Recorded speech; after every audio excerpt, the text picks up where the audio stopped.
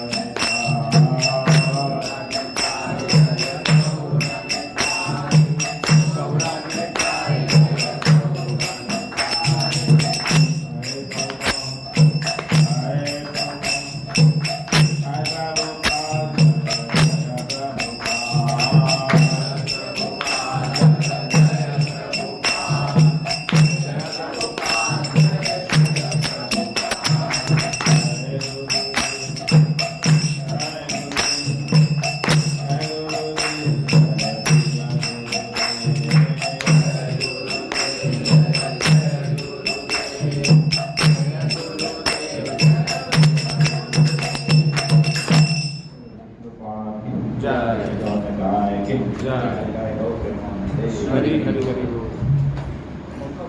थोड़ा हवा पूरी नहीं हुआ ना, गर्म हवा मारना चाहिए। हरे कृष्णा। बहुत स्वागत है।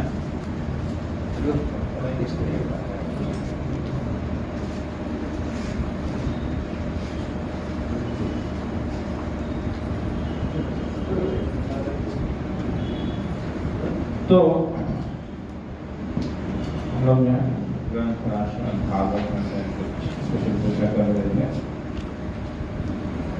ओम नमो भगवते वासुदेवाय। ओम नमो भगवते वासुदेवाय। ओम नमो भगवते वासुदेवाय। ओम नमो भगवते वासुदेवाय। ओम नमो भगवते वासुदेवाय। ओम नमो भगवते वासुदेवाय। नारायणं नमस्कृत्यं नरं चैव नरोत्तमं देवीं सरस्वतीं व्यासं ततो जयमुदीरये। नमश्चक्रायेषु अमृतेषु नित्यं भागवत सेवया भगवति उत्तमश्लोके भक्तिर्भवति नैषिकी। कृष्णाय वासुदेवाय देवकी नन्दनाय च नन्दगोपकुमाराय गोविन्दाय नमो नमः। ॐ ज्ञाननिर्वाणस्य ज्ञानाञ्जनशलाकया चक्षुर्मिलितं येन तस्मै श्रीगुरुवे नमः। श्रीचैतन्यमनोभीष्टं स्थापितं येन भूतले स्वयं रूपा तदा मह्यं ददाति स्वपदान्तिकम्। वन्देऽहं श्रीगुरु श्रीधरपदकमलं श्रीगुरु वैष्णवांश्च श्रीरूपं साग्रजातं सहगणरघुनाथान्वितं तत्सद्गुरुं साद्वैतं सावधूतं परिजनसहितं कृष्णचैतन्यदेवं श्रीराधाकृष्णपादां सहगणा ललिता श्रीविशाखान्वितांश्च। हे कृष्ण करुणा सिंधु दीनबन्धु जगत्पते गोपेश गोपिका कान्त राधाकान्त नमोस्तुते। तप्तकाञ्चन गौराङ्गी राधे वृन्दावनेश्वरी कृष्णानुसुते देवी प्रणमामि। वाञ्छाकल्पतरुभ्यश्च कृपा सिन्धुभ्यैव च पतितानां पावनेभ्यो वैष्णवेभ्यो नमो नमः। हरे कृष्ण। तो हम लोग श्रीमद् भागवत में टीचिंग्स ऑफ कपिल मुनि पढ़ रहे थे। कपिल मुनि की शिक्षाएं पढ़ रहे थे। तो पिछले 3-4 सेशन हम लोग ने थोड़े डरावने खतरनाक, है ना, खतरनाक वाले किए। लेकिन वो जो डरावना खतरनाक था वो क्या था? सत्य था। यदि हम भक्ति के मार्ग में नहीं जाएंगे, यदि हम भक्ति के मार्ग में नहीं जाएंगे, ठीक है, यदि हम भक्ति के मार्ग में नहीं लगते हैं, हम भौतिक जीवन को जीते रहेंगे, तो हमारे साथ वही होगा जो हमने पिछले 3-4 सेशन में पढ़ा। क्या पढ़ा है? हम 3 प्रकार के नरकों में जाएंगे। कौन कौन से 3 नरक बताए थे? तामिश, अंधतामिश और रौरव नरक। और किस प्रकार से जीव जो है वो भगवान की भक्ति अगर नहीं करता है भौतिक जीवन में, यानी कि अपने घर परिवार दोस्त यार नातेदार रिश्तेदार सिर्फ इसमें लगा रहता है, भगवान की भक्ति को नहीं करता है, तो उसकी क्या क्या दुर्दशा होती है, वो किस किस मनोवृत्ति से निकलता है, वो क्या क्या उसके विचार होते हैं, कैसे उसकी थॉट्स होती हैं, ये सारा हम लोग ने चर्चा किया है।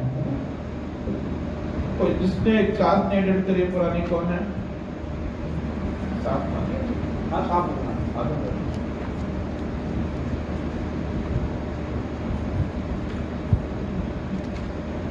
हमने अटेंड किया, ठीक है।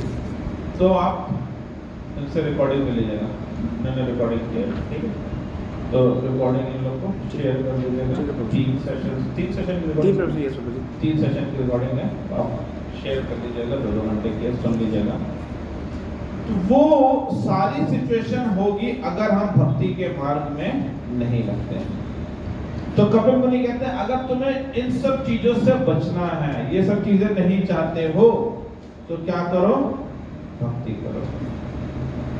तो अब भक्ति क्या होती है, कैसे होती है, किस प्रकार की भक्ति होती है, आज हम इस पे चर्चा करेंगे और इस सेशन को आज हम कंप्लीट कर देंगे। तो आज हम जो चर्चा करेंगे वो श्रीमद् भागवतम 3रा स्कंद अध्याय 29 से चर्चा करेंगे।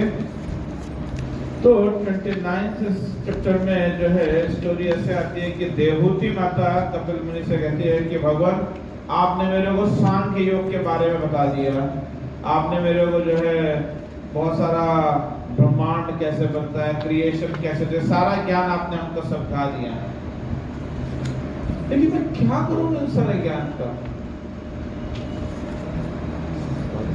मैं चाहती हूं कि आप मुझको वो बताइए जो मैं मीन्स देवहूति माता अपने लिए कह रही है कि जो मैं एक स्त्री और गृहस्थ आश्रम में लगी हुई एक स्त्री के रूप में जो मेरे लिए प्रैक्टिकल है वो चीज मुझको बताइए। आपने जो ज्ञान बताया, ज्ञान तो बहुत A1 क्लास का था, लेकिन वो क्या था? मेरे लिए प्रैक्टिकल नहीं था इतना। क्यों? क्योंकि आपने बहुत हाई फाई ज्ञान पकड़ा दिया। तो मेरे को हाई फाई ज्ञान थोड़ा सा अपना मेंटल लेवल मैच करने वाला ज्ञान होता है। तब देवहूति माता पूछती है कि मनुष्य की मृत्यु कैसे होती है, मनुष्य जन्म किन कर्मों के कारण से लेता है, जो हमने चर्चा किया था। अब वो कैसे कैसे अलग अलग प्रवृत्तियों में फंस जाता है, कैसे वह घर परिवार को चलाता है और किस प्रकार से वह भगवान की शुद्ध भक्ति कर सकता है। भगवान से ही प्रश्न कर रही है, कह रहे बताइए किस प्रकार से वह भगवान की शुद्ध भक्ति कर सकता है, कृपया करके मेरा मार्गदर्शन करें। तो इस चीज के बारे में कपिल मुनि जो है, देवहूति माता जो है कपिल मुनि से बोलते हैं, ठीक है। तो फिर कपिल मुनि जवाब देते हैं, भगवान उत्तर देते हैं। क्या देते हैं? 7वां श्लोक है, भक्ति योगो बहुविधो, आप लोग बोलिए, भक्ति योगो बहुविधो मागे भ्रामिनि भावते स्वभाव गुण मार्गेण पुंसा भाव विविध्यते। तो भगवान कपिल कहते हैं, हे भामिनी, हे भामिनी किसको बोल रहे हैं? अपनी माता का। भामिनी का अर्थ होता है उत्तम स्त्री। देवहूति माता कोई साधारण स्त्री नहीं थी, उत्तम स्त्री थी।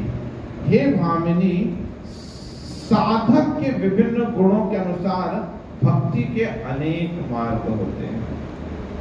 देखिए भक्ति एक है, लेकिन वो भक्ति भी अनेक स्तर की होती है। हर व्यक्ति के हिसाब से भक्ति अलग अलग होती है। तो प्रभुपाद जिसमें लिखते हैं, कृष्ण भावना भावित होकर शुद्ध भक्ति केवल एक होती है। भक्ति अलग अलग स्तर की होती है, लेकिन शुद्ध भक्ति केवल एक ही होती है। शुद्ध भक्ति की डेफिनेशन मैंने पहले भी कई बार बताई है। क्या डेफिनेशन है शुद्ध भक्ति की? आपको बताएगा? है तो की अप्रतिहता, है तो की अप्रतिहता। शुद्ध भक्ति की डेफिनेशन नोट करिए। शुद्ध भक्ति होती है अन्य अभिलाषिता शून्यम ज्ञान कर्म अनावृतम आनुकूलेन कृष्ण अनुशीलनम गतिर उन्नता। अन्य अभिलाषिता शून्यम, अन्य अभिलाषाओं से शून्य। अभिलाषाओं से शून्य नहीं बोला, अन्य अभिलाषाओं से शून्य। यानी कि एक अभिलाषा होनी है, बाकी सब अभिलाषाएं शून्य होनी है। और एक अभिलाषा क्या होनी है? कृष्ण की भक्ति करना, कृष्ण की सेवा करें, कृष्ण प्रेम को प्राप्त करना। कृष्ण प्रेम को प्राप्त करना, कृष्ण की सेवा करना। ओके, और एक अभिलाषा क्या होनी चाहिए?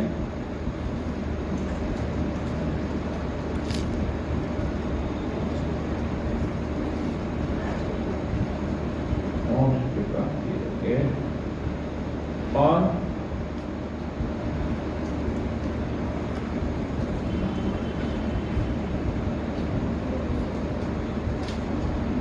अपनी इच्छाओं को भगवान की इच्छाओं से मैच करा जाना। क्या? अपनी इच्छाओं को भगवान की इच्छाओं से मैच कराना, इसको कहते हैं भक्ति में एकत्व। जैसे एकत्व मायावादी सिद्धांत कहता है, एकत्व मीन्स स्वयं को भगवान में लीन कर लेना। ये मायावादी सिद्धांत का एकत्व होता है। लेकिन भक्ति में एकत्व होता है, भक्त अपनी इच्छाओं को भगवान की इच्छाओं से मिक्स कर देता है, मैच करा देता है। जैसे हमारी इच्छा है समोसा खाने की। क्या है? हमारी इच्छा है समोसा खाने की, लेकिन भगवान की इच्छा है कि ये समोसा ना खाए। हमारी इच्छा बदल गई, क्या हो गई? समोसा नहीं खाने, ना खाने। इसको क्या कहते हैं? भगवान की इच्छा के साथ अपनी इच्छा मैच करना। हमको अपनी इच्छाओं को भगवान की इच्छाओं से मैच करना है। तो इसके लिए हमें सबसे पहले क्या करना पड़ेगा? भगवान की इच्छाएं जाननी पड़ेंगी। अब भगवान की इच्छाएं कहाँ मिलेंगी हमको? हाँ? भगवान की इच्छाएं कौन हमको बताएगा? गुरु बताएंगे। गुरु बताएगा, साधु शास्त्र बताएगा। तो भगवान की इच्छाएं जो हमको गुरु बताएगा, उन इच्छाओं को हमें मैच करना। अब गुरु की इच्छा हो रही है क्या? पेड़ के पीछे छुप करके केला खाओगे तो कृपा बरसेगी। तो वो वाली इच्छा जो है भगवान की इच्छा नहीं, वो बाबा की इच्छा है। भगवान की इच्छा क्या है? हरिनाम का प्रचार। भगवान की इच्छा क्या है? भगवान के नाम का जप, हरिनाम संकीर्तन, भक्तों को सेवा करना, भक्तों की केयर करना। ये है भगवान की इच्छा। हम गुरु की उन्हीं बात को हम अंडरस्टैंड करेंगे, उन्हीं बात को एक्सेप्ट करेंगे जहां पे गुरु हमें भगवान की सेवा में लगाएगा। तो गुरु हमें भगवान की सेवा में लगाएगा तो उसको हमें स्वीकार करना चाहिए। तो ये होता है भगवान के साथ एकत्व। तो शुद्ध भक्ति जो होती है वो अन्य अभिलाषाओं से शून्य होती है। ठीक है, लेकिन यहां क्या बोल रहा है? स्वभाव गुण मार्गेणा, यानी कि भक्त अपने गुण और स्वभाव के अनुसार भक्ति करता है। गुण और स्वभाव के अनुसार भक्ति करता है। तो भक्ति के कुल 81 परम्यूटेशन कॉम्बिनेशन होते हैं। कितने? 81। वो कैसे निकलते हैं? वो ऐसे निकलते हैं कि भक्ति जो है 3 गुणों में होती है। कितने में? 3 गुणों में। सतोगुणी भक्ति, रजोगुणी भक्ति और तमोगुणी भक्ति। तो यहाँ 8वें श्लोक में बताया गया है तमोगुणी भक्ति के बारे में। आपके पास कागज कलम नहीं है तो आप किसी से ले लो, कागज और कलम ले लो, एक पेपर और पेन ले लो। क्लास में जब भी बैठो कागज कलम के साथ बैठ लो। ये जो है ये भागवत कथा, वो पंडाल वाली भागवत कथा थोड़े ना है कि बाद में प्रसाद बटेगा। प्रसाद बटेगा लेकिन वो वाला प्रसाद नहीं बटेगा बाबा वाला। यहाँ पे तो दिया जा रहा है, ये हर जगह नहीं मिलेगा। तीन प्रकार की भक्ति होती है, तमोगुणी भक्ति, रजोगुणी भक्ति और सतोगुणी भक्ति। फिर इसके ऊपर होता है शुद्ध भक्ति। तो भक्ति बेसिकली दो हुई, एक होती है शुद्ध भक्ति, एक होती है मिश्रित भक्ति। शुद्ध भक्ति क्या होगी? अन्याभिलाषिता शून्य। बाकी सारी जो 81 भक्तियां हैं ये मिश्रित भक्ति होती है। तो मिश्रित भक्ति में परम्यूटेशन कॉम्बिनेशन बनेंगे, ठीक है। तो मिश्रित भक्ति में तीन प्रकार की भक्ति हुई, कौन सी? तमोगुणी भक्ति, रजोगुणी भक्ति और सतोगुणी भक्ति। अभी हम इन तीनों के बारे में चर्चा करेंगे। फिर भक्ति के 9 स्टेप्स होते हैं, कौन से? श्रवणम, कीर्तनम, विष्णु स्मरणम, पाद सेवनम, अर्चनम, वंदनम, दास्यम, साख्यम, आत्म निवेदनम। होते नहीं होते हैं? तो 3 प्रकार की भक्ति, 9 प्रकार के स्टेप में। 9 गुणे 3 कितना हो गया? 27। तो श्रवणम हो गया सतोगुणी, रजोगुणी, तमोगुणी। कीर्तनम हो गया सतोगुणी, रजोगुणी, तमोगुणी। विष्णु स्मरणम हो गया सतोगुणी, रजोगुणी, तमोगुणी। तो ये क्या हो गया? 9 दूनी 3 कितना हो गया? 27।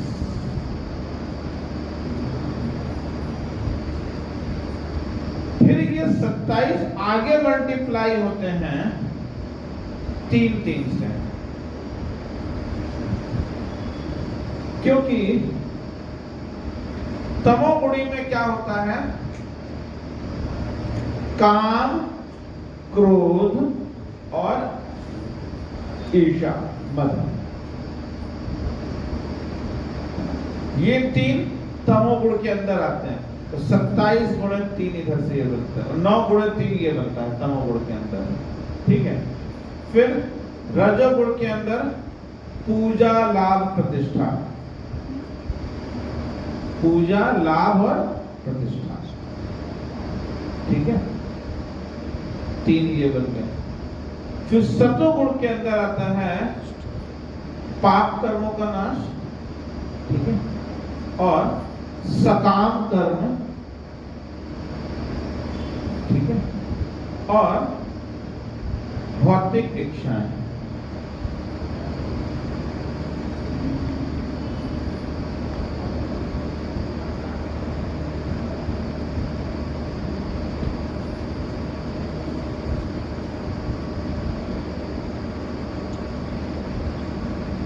तो ये तीनों के कॉम्बिनेशन से कितने बने हमारे?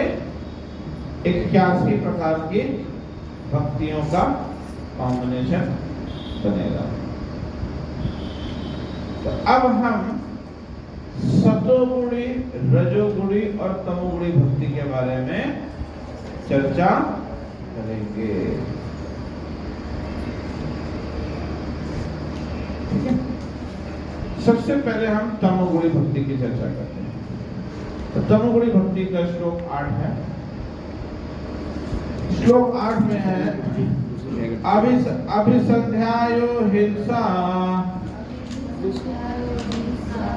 दंभ मात्सर्यमेव वा संरंभे भिन्न अभावम मयि कृताय तामस। ठीक है। तो यहाँ पे क्या बोला? ईर्ष्यालु, अहंकारी, हिन्न तथा क्रोधी और पृथकतावादी व्यक्ति द्वारा की गई भक्ति तमोगुणी भक्ति होती है। कौन कौन सी भक्ति? ईर्ष्यालु, ठीक है, अहंकारी, हिंसात्मक, क्रोधी है और पृथकतावादी। हाँ, आई बता, पृथकतावादी बता रहा है। ईर्ष्यालु, अहंकारी, हिंसात्मक, क्रोधी, पृथकतावादी। इस प्रकार की भक्ति, इस प्रकार के मूड से जो भक्ति करता है वो तमोगुणी भक्ति कहलाती है। अब जैसे एक प्रश्न से जाइए, जैसे कोई व्यक्ति है वो भक्ति में आ गया, हम इस समय भक्ति में आ गए, लेकिन भक्ति में आने के बाद क्या होता है? जब हम भक्ति में शुरुआती स्तर पे आते हैं, तब हम नीचे वाले क्लास में रहते हैं, शुरुआती स्तर में आते हैं, है ना? तब क्या होता है? कितना सुंदर सा भक्तों के साथ कितना अच्छा व्यवहार देंगे, कितने अच्छे से कुर्बान करते हैं, कितने अच्छे से सेवा करते हैं, ये करते हैं, वो करते हैं, बड़ा सब अच्छा अच्छा लगता है। फिर धीरे से क्या होता है? हम नीचे से ऊपर वाले क्लास में प्रमोट हो जाते हैं, तो उसका आना शुरू करते हैं रेगुलर ऊपर वाली क्लास में। फिर धीरे धीरे मैंने क्या ये बड़ी दिक्कत है यहाँ पे, भक्त लोग ना इनको कुछ भी बहुत सुनते नहीं है, तो कह रहा हूँ ये वाले नोट्स दे दीजिए, देते नहीं है। प्रभु जी को बोल रखा है कम से कम थोड़ा सा प्रसाद मेरे लिए बचा दें, अगर प्रसाद नहीं बचाते हैं, सेवा अलग से कराते रहते हैं। यहाँ गीत वैष्णव में ना कोई मीनिंग नहीं देगा कि आरती कितनी गंदी है, आरती ढंग से लोग साफ करते हैं, है ना? गर्मी लग रही है, ढंग से एसी भी नहीं चलता है, कभी कभी साउंड सिस्टम नहीं चलता है, टाइम से तो लोग कभी क्लास अटेंड ही नहीं करते हैं, है ना? ये क्या कब होता है? जब नीचे से ऊपर वाले क्लास में आते हैं, पता है? नहीं होता है तो हो जाएगा। क्या होता है? हम तो सिर्फ कमियां निकालना शुरू करते हैं। फिर क्या होता है? फिर दो भक्तों के बीच में बहस हो जाती है। तो वो बहस क्या होती है? एक दूसरे से, बेटा अब बताऊंगी, ये माता जब आए क्लास में बताती हूँ उनको, मैंने कहा था ये कर दीजिए, माता ने नहीं किया ना, अगली कैंप में लेकर बताते हैं। इन्होंने मेरे साथ ऐसा किया, मेरे रूम में से शेयरिंग कैसा किया, अब बताऊंगा अगली बार क्या होगा। ईर्ष्या, सेवाओं से ईर्ष्या। मांग रही थी कि सॉफ्ट वाली पूरी दे जाएगी, लेकिन फिर भी जानबूझ के हार्ड वाले दिए। ये मतलब ये प्रभु जी ना बहुत ऐसे हैं, मेरा दांत टूट जाना। ईर्ष्या, धीरे धीरे ईर्ष्या जो है मन में डेवलप होती है, और ये ईर्ष्या खास तौर से कब होती है? जब हम सेवाओं में होते हैं। क्लास तक कुछ नहीं होता है, सारी प्रॉब्लम क्लास से निकलने के बाद होती है। तो ये ईर्ष्या द्वेष।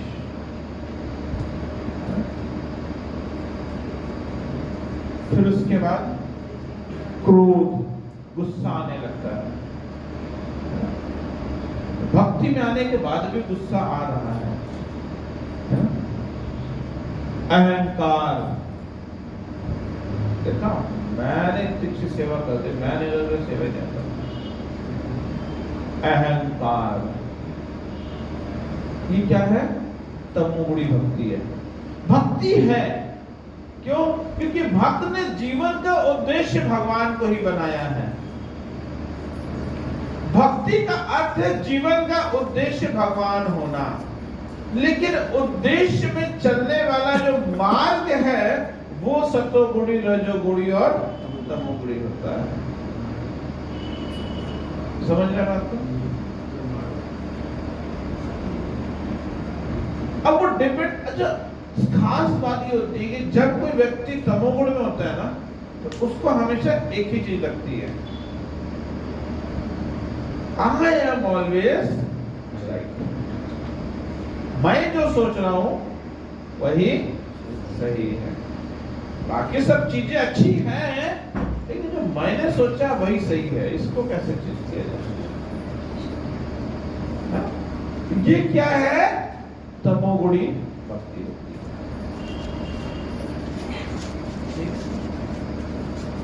तमोगुणी भक्ति में इस प्रकार के द्वेष हमारे अंदर आते हैं, और हम गुरु परंपरा को स्वीकार तो करते हैं, लेकिन अक्सर उनमें क्या करते हैं?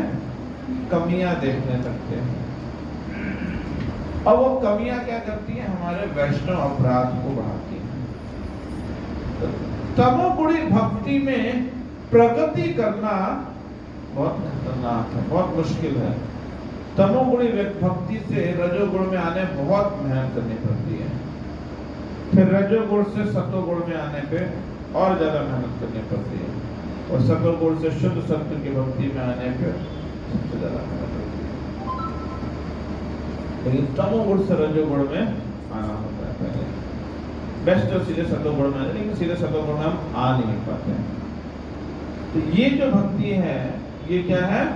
तमोगुण। जब हमारे अंदर किसी भी भक्ति के प्रति थोड़ा सा भी ईर्ष्या, थोड़ा सा भी द्वेष, थोड़ा सा भी क्रोध है तो क्या होगा? तमोगुणी भक्ति होगी। हमें से कितने लोग हैं जो तमोगुणी भक्ति कर रहे हैं? सभी तमोगुणी भक्ति कर रहे हैं। तमोगुणी के बाद अगला टारगेट क्या है? रजोगुणी। रजोगुणी। ध्यान दे, रजोगुणी भक्ति के चक्कर में कोई पड़ ना जाए।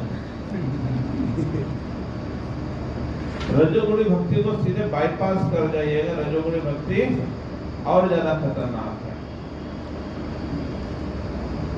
तो जो रजोगुणी भक्ति है ना, वो हमारे मन की बात है। क्या है? मोदी जी की मन वाली बात नहीं।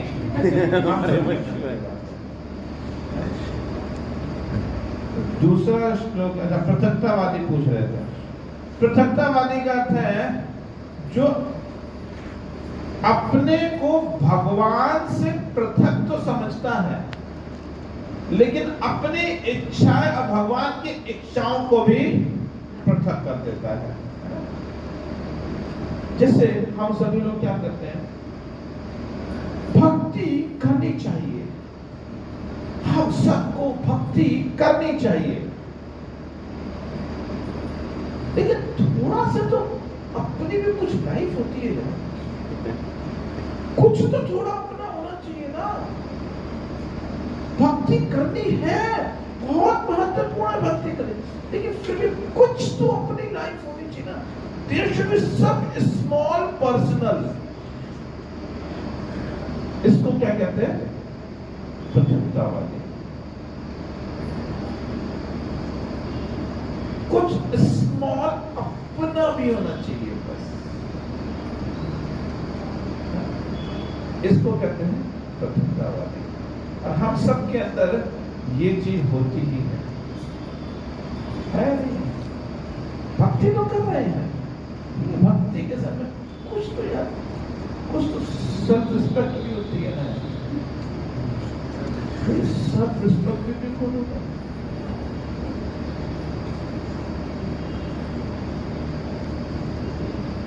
भक्ति की डेफिनेशन क्या होती है? नादपि सुनिचेन करोरपि सहिष्णुना अमानिना मानदेना कीर्तनीय सदाहरि। जहां पे भक्ति के साथ में थोड़ी सी सेल्फ रिस्पेक्ट आ गई,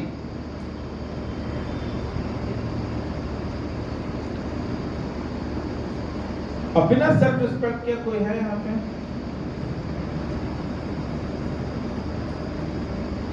है ना सेल्फ रिस्पेक्ट? सेल्फ रिस्पेक्ट के साथ में शुद्ध भक्ति कर पाएंगे हम? नहीं।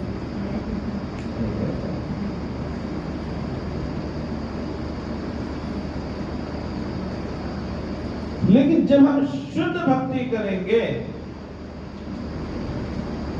सेल्फ रिस्पेक्ट ऑटोमेटिकली समाप्त हो जाएगी।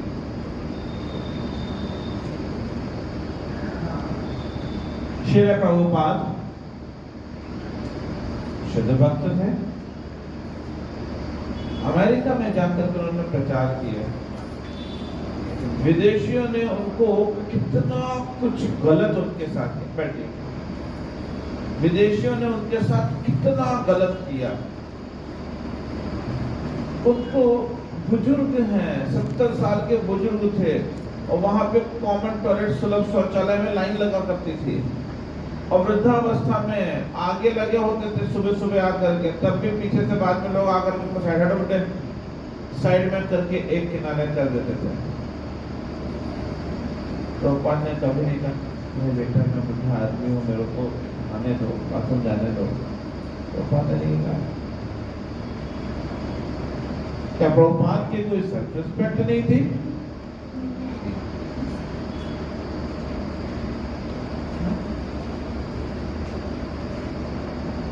हमारे अंदर सेल्फ रिस्पेक्ट का कीड़ा इतना प्रबल, इतना प्रगाढ़ है ना,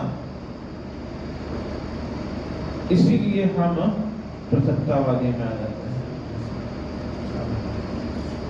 और ये कीड़ा निकालना इतना आसान नहीं है, बहुत तगड़ा कीड़ा है।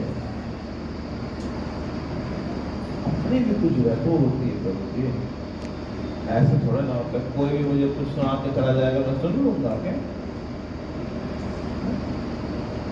कोई भी ऐसा कुछ बोल के चला जाएगा तो फिर मामला नहीं चलेगा। तो ये होती है पृथकतावादी। ठीक है, दूसरे 9वें श्लोक में जो है फिर भगवान रजोगुणी भक्ति के बारे में बताते हैं। इसका सीधे ट्रांसलेशन पढ़ता हूँ। मंदिर में एक पृथकतावादी द्वारा भौतिक भोग, यश तथा ऐश्वर्य के प्रयोजन से की जाने वाली विग्रह पूजा रजोगुणी भक्ति कहलाती है। तो पृथकतावादी में हम सभी आते हैं, और हम लोग जब आते हैं यहाँ पे सेवा करते हैं, शुरुआत में हम सुनते हैं, फोकस के साथ क्लास सुनते हैं, धीरे धीरे हम सेवा करने लगते हैं। सेवा करते करते हमारे मन में इच्छाएं उभरने लगती हैं। चलो अब तो मैं कुछ सीनियर हो गया, अब तो मेरे पास 2 बैच और नए आ गए हैं, अब मैं कुछ सीनियर हो गया। प्रभु जी ने क्लास में मेरा नाम अनाउंस किया था, ये वाली सेवा के लिए आप लोग इससे मिल सकते हैं। अब कुछ बहुत लोग आएंगे मेरे पास सेवाओं के लिए। नाउ फीलिंग समथिंग बेटर, भक्ति। और धीरे धीरे क्या करते हैं, हम भगवद गीता, भागवत शास्त्रों को बहुत तेजी से पढ़ने लगते हैं। क्यों? क्योंकि हमारा प्रयास होता है कि जल्दी से जल्दी मैं भी लोगों को प्रचार करना शुरू करूं। क्यों? क्योंकि प्रचार करने पे थोड़ा सा नहीं, काफी ज्यादा पूजा, लाभ, प्रतिष्ठा मिलती है ना। सब लोग जो स्पीकर होता है उसका, अरे प्रभु जी आप तो बड़ा अच्छे गुरु जी ना। तो जो गुरु जी बनने वाली फीलिंग होती है ना, वो हर किसी की इच्छा होती है कि आज नहीं 2 साल 3 साल के बाद मैं भी वो फीलिंग को लूँ। तो फीलिंग बहुत दमदार होती है। वो फीलिंग लेने के लिए हम क्या करते हैं, भक्ति को बहुत स्ट्रॉन्ग करते हैं। लेकिन स्ट्रॉन्ग भक्ति करने के पीछे कृष्ण की प्रसन्नता नहीं थी। स्ट्रॉन्ग भक्ति करने के पीछे थी कि मैं जल्दी से टेबल के इस पार भी आ जाऊं, मेज के उस पार इस पार करना, और इस पार से इस पार भी जल्दी है। इसके लिए हम भक्ति बहुत स्ट्रॉन्ग कर लेते हैं। डेली कोर्सेस स्टार्ट करते हैं, प्रचार करते हैं, 10 लोग को बताते हैं, फिर इससे धीरे धीरे करके हम भी प्रचार करते। और ये जो पूजा का प्रतिष्ठा है ना, ये इतनी सटल होती है कि कभी हमको पता ही नहीं चलेगा कब हमारे हृदय में घुस गई और कब इसने अपना वास कर लिया। हम भक्ति में यही सोचते रहेंगे कि मैं तो कितनी अच्छी भक्ति कर रहा हूं यार, मेरे से अच्छी भक्ति तो कोई कर ही नहीं रहा है। सुबह सुबह उठता हूँ, 16 माला का जप करता हूँ, शास्त्रों का अध्ययन कर रहा हूँ, भक्तों का संग कर रहा हूँ, श्रवण कर रहा हूँ, सेवा कर रहा हूँ, ये कर रहा हूँ, वो कर रहा हूँ, कितनी अच्छी भक्ति कर रहा हूँ। कितनी अच्छी भक्ति कब हमारे पूजा लाभ प्रतिष्ठा में कन्वर्ट हो जाती है, ये हम जान ही नहीं पाते हैं। बहुत खतरनाक चीज है ये पूजा लाभ प्रतिष्ठा।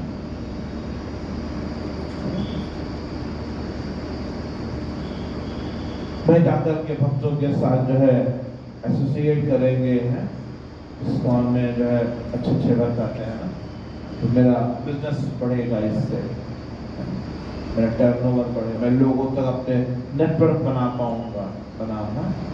तो क्या होगा, इस लाभ की दृष्टि से है ना हम भक्ति में आगे बढ़ रहे हैं। सेल्फ ग्लोरिफिकेशन की दृष्टि से भक्ति में आगे बढ़ रहे हैं, या फिर हम भक्ति कर रहे हैं किस लिए, कि जो है हमारे सारे पाप कर्म समाप्त हो जाएं और उसको ये लाभ मिल जाए। किसी भी प्रकार का लाभ हो सकता है, आर्थिक लाभ, मानसिक लाभ, शारीरिक लाभ, किसी भी प्रकार का लाभ हो सकता है। जैसे मैं यार शुरू में आया था ना, तो मेरे अंग्रेजी आज भी बहुत वीक है, लेकिन पहले बहुत ही ज़्यादा वीक थी। मैं 12th क्लास में तो मेरी अंग्रेजी बहुत वीक थी। तो मेरे को मेरे मास्टर ने बोला कि ऐसा है, तुमको अंग्रेजी अच्छी करनी है तो तुम प्रभुपाद जी की इंग्लिश वाली भगवत गीता पढ़ो, इससे अंग्रेजी अच्छी हो जाएगी। मैं कहा अच्छा। तो मैं उस टाइम में कॉलेज में था, तो हिंदी बुक्स पढ़ता हूँ, पहले मैं ज़्यादातर इंग्लिश बुक्स ही पढ़ता था। तो फिर मेरे को बोला कि इंग्लिश वाली बुक्स पढ़ा करो, मैं अंग्रेजी अच्छी हो जाएगी। तो मैं प्रभुपाद की, राधा श्याम प्रभु की इंग्लिश बुक्स को उसमें पढ़ता था क्योंकि मुझे अपनी अंग्रेजी अच्छी करनी थी। इसलिए मैं अच्छी करते अंग्रेजी अच्छी होनी चाहिए, इसलिए करे थे क्लास, क्योंकि पंजाब में, चंडीगढ़ में, वहाँ पे थोड़ा इंग्लिश का अच्छा होता था। हम यहाँ लखनऊ से गए हुए थे, लखनऊ में अपना अच्छा अंग्रेजी, केंद्रीय विद्यालय में पढ़े तो केंद्रीय विद्यालय में तो पता ही है कैसा होता है, और यहाँ के सब हिसाब से गए हुआ देखे, सब थोड़ा हाई फाई वाला मामला था, तो इसलिए अंग्रेजी अच्छी थी नहीं। क्लास में आईटी में थे, आईटी में बीटेक किया था, आईटी में लड़के लड़कियाँ होती ही हैं सब, तो फिर उसमें थोड़ा लड़के की अंग्रेजी नहीं अच्छी, रेपुटेशन डाउन हो जाएगी तो गर्लफ्रेंड कहाँ से पटेगी। तो ये सब चीजें करने के चक्कर में हम इंग्लिश की भगवत गीता पढ़ते थे।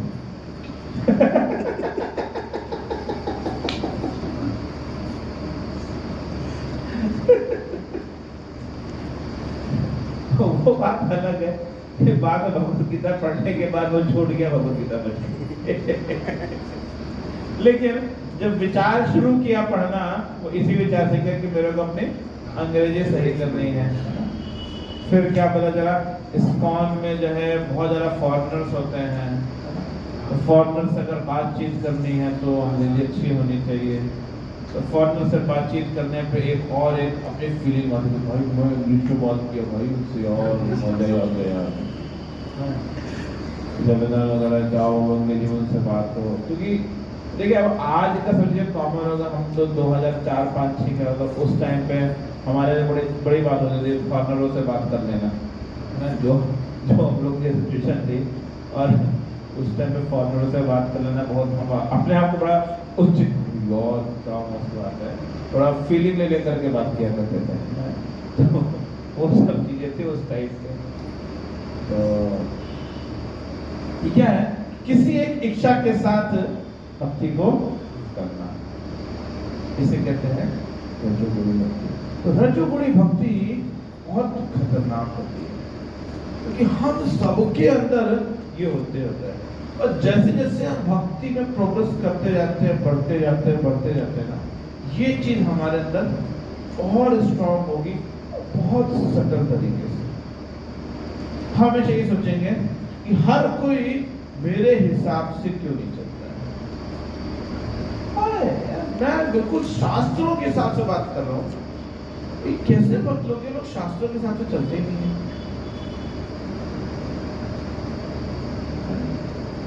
हम क्या कर रहे हैं, अपने हिसाब से सब कुछ चलाने का प्रयास कर रहे हैं। इसी में क्या होगा, धीरे से जब कुछ लोग चलने लगेंगे, अब लगेगा अब अपना जो है एक रुतबा बन रहा है, और वो रुतबा क्या होता है, फिर एक ग्रुप में कन्वर्ट होने लगता है, और फिर हम उस ग्रुप के लीडर बन जाते हैं। फिर क्या होता है, वो हमारे अंदर, अब देखो यार इतने सारे डिवोटीज तो मेरी बात सुन ही रहे हैं, तो फिर हमारे अंदर एक पूजा, लाभ और प्रतिष्ठा जागृत हो जाती है।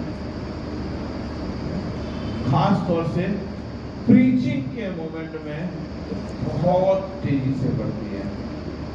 शुरुआत के 4-5 साल वो हमारे हृदय में सिर्फ जगह बनाती है, एक्टिवेट नहीं होती है। तो हम 3-4 साल 5 साल तक अपने सीनियर डिवोटीज को बहुत रिस्पेक्ट करते हैं, 3-4 साल के बाद धीरे धीरे करके हरे कृष्णा प्रभु जी, हरे कृष्णा। क्यों ऐसा होता है? क्योंकि जब भक्ति में शुरुआत में आते हैं तो क्या होता है, हमको लेक्चर दिया जाता है। क्या? जीव स्वरूप होए नित्य कृष्ण दास, गोपी जन पद कमल दास दासानु दास। तो शुरुआत में जब हम भक्ति में आते हैं तो हम क्या आते हैं? दास दासानु दास। फिर हम भक्ति के साथ सेवा में आ जाते हैं तो हम क्या हो जाते हैं? दास हो जाते हैं। फिर थोड़ा सा मैनेजमेंट सेवा में आ जाते हैं तो हम दास से क्या हो जाते हैं? प्रभु हो जाते हैं।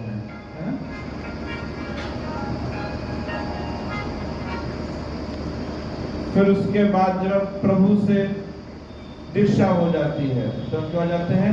हिज ग्रेस बन जाते हैं। क्या बन जाते हैं? हिज ग्रेस, हर ग्रेस, एचडी लग जाता है हमारे नाम क्या है। और जब दीक्षा होने के बाद हम और ज्यादा एडवांस करने लगते हैं, अच्छे प्रीचर बन जाते हैं तो हम प्रभु से महाप्रभु बन जाते हैं। अब तो अपना जलवा, अब तो सेंटर अपने हाथ में। फिर उसके बाद और बड़े प्रीचर बन जाते हैं जब हमारे फॉलोअर्स की गिनती यूट्यूब और फेसबुक पर बढ़ जाती है तो उसके बाद तो पूछो ही ना, जिसको बात करना सेक्रेटरी से बात करो, मेरे से नहीं टाइम नहीं मेरे पास। ठीक है ना? तो ये जो दासानुदास से महाप्रभु तक की यात्रा होती है ना, ये हमको भक्ति के सारे रंग दिखाती है। लेकिन यह भक्ति कैसी है? रजोगुणी भक्ति है ना? ये भक्ति रजोगुणी। इसीलिए इस चीज को बचाने के लिए ही श्रील प्रभुपाद एक चीज कहते थे, when a devotee is coming in a temple, उसको आप सेवाओं में एंगेज करो। लेकिन कैसी सेवाओं में? Lenient services. लीनिएंट सर्विसेज का मतलब होता है जिन सेवाओं में ये पूजा लाभ प्रतिष्ठा ना आए। लेकिन हमारे भक्त इतने सुपर इंटेलिजेंट होते हैं कि उस सेवा में पूजा लाभ प्रतिष्ठा ढूंढ लेते हैं। भक्त हैं उनको जो है टेंपल में सेवा दिया गया, जब वो नया ज्वाइन किया उन्होंने टेंपल में, उनको सेवा दिया गया डेली रात को जो है टेंपल हॉल में झाड़ू पोछा पूरा लगाने का, सफाई का। 1 महीना तक 1.5 महीना तक लगातार करते रहे। करते करते प्रभु जी पता है मैं मुझे झाड़ू पोछा रोज रात को लगा देता हूँ, उसके सुबह सुबह भक्त लोग आराम से नए स्वच्छ वस्त्र में दंडवत प्रणाम कर पाते हैं भगवान को।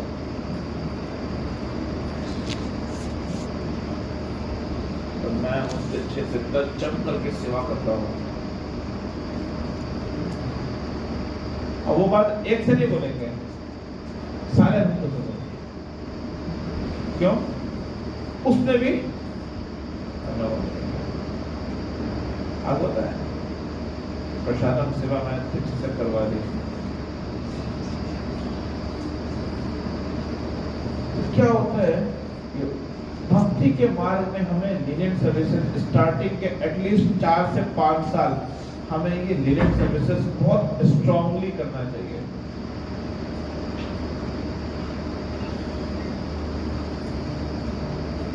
ऐसे नहीं कि शुरुआती भक्तों को करना चाहिए, सीनियर डिवोटीज को भी ये सर्विसेज करनी चाहिए ताकि उनके हृदय में पूजा लाभ प्रतिष्ठा ना है। तो इसीलिए मंदिर मार्जन का प्रोग्राम रखना चाहिए हम लोग को। कम से कम महीने में 1 दिन सारे भक्तों ऊपर से लेकर के नीचे तक सारे भक्तों को मार्जन के सेवा में लगना चाहिए। आप लोग डिसाइड करोगे कब तक है मार्जन की सेवा। लीनिएंट सर्विसेज, टॉयलेट क्लीनिंग, बर्तन धोना, सफाई, झाड़ू पोछा, ये सब सर्विसेज में लगना चाहिए ताकि हमारे हृदय का जो काम, जो ये अहंकार और जो ये पूजा लाभ प्रतिष्ठा है ना, ये थोड़ी सी दबी रहे, उठे ना। उबाल मारेगी, डेफिनेटली मारेगी। जैसे जैसे आप भक्ति में आगे बढ़ोगे, उबाल तो मारना है, आप उसको रोक नहीं पाओगे। लेकिन अगर हमें इसको रोकना है, रोकने का एक ही तरीका है, किसी एक पर्टिकुलर भक्त की गाइडेंस में हम सेवा करें, भक्त की गाइडेंस में हम भक्ति करें। ये हमें तब ज्यादा उबाल मारती है जब हम इंडिपेंडेंट होकर के भक्ति करना चाहिए। जिस दिन हम इंडिपेंडेंट होकर के भक्ति करना शुरू करेंगे, उस दिन ये हमको पूजा लाभ प्रतिष्ठा उबाल मारेगी, बॉयलर की तरह उबाल मारेगी। ठीक है, बहुत खतरनाक चीज। आचार्य तो ये कहते हैं कि पूजा लाभ प्रतिष्ठा से की गई भक्ति से अच्छा है कि सूकर की विष्ठा को अपने ऊपर लगा लो। सुअर जो मल त्याग होता है, उस मल को अपने ऊपर लपेट लो ताकि कोई अपने पास ना आए। हमारे बहुत से आचार्य ये किया करते थे। हम देखते थे कि बहुत सारे भक्त लोग जो है आ रहे हैं उनके पास जो है स्वामी जी ये बता दीजिए, स्वामी जी बता दीजिए कैसे करना है, आप शरण दे दीजिए, ये कर दीजिए। तो भक्त लोग क्या करते थे, अवॉइड करने के लिए ना कहीं कोने में छुप जाते थे, कहीं कोई कहीं चला जाता था। गौर किशोर दास स्वामी जी महाराज तो हमेशा जो है बाथरूम में बैठ करके, टॉयलेट में बैठ करके जब करते थे। हम टॉयलेट माना लेकिन जरूर टॉयलेट बैठ कर जब क्या करते थे, ताकि कोई मेरे पास ना आए, भैया दूर रहते थे। एक बार तो हमारे आचार्य थे, वो क्या किए कि बहुत सारे भक्त जो उनके पास आया करते थे, उनसे बहुत ज्यादा चर्चा करने के लिए, लेकिन उनको पसंद नहीं आता था। तो एक बार एक भक्त आया, उन्होंने जो है उनके पास उन्होंने उनको कुछ डोनेशन दे दिया, और डोनेशन का पैसा उन्होंने ले लिया, और डोनेशन का पैसा लेकर के एक वैश्य को अपने कमरे के बाहर बैठा दिया।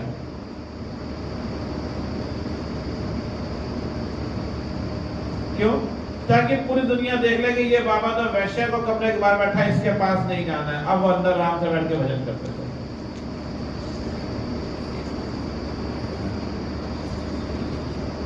और हम लोग हैं, हम लोग कोई सेवा अंदर कर रहे होंगे, जन्माष्टमी में इतनी सेवा करी, किसी ने देखा भी नहीं है मेरी सेवाओं को,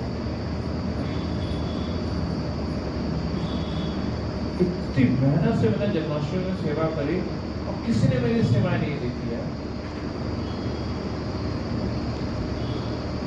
खासतौर से जो बैकएंड सेवाएं होती हैं ना, वो किसी को पता नहीं चलती। डीटी किचन की सेवा पब्लिक फेस में नहीं आता है, पब्लिक लोग देख नहीं पा रहे डीटी किचन में कितनी मेहनत होती है ना।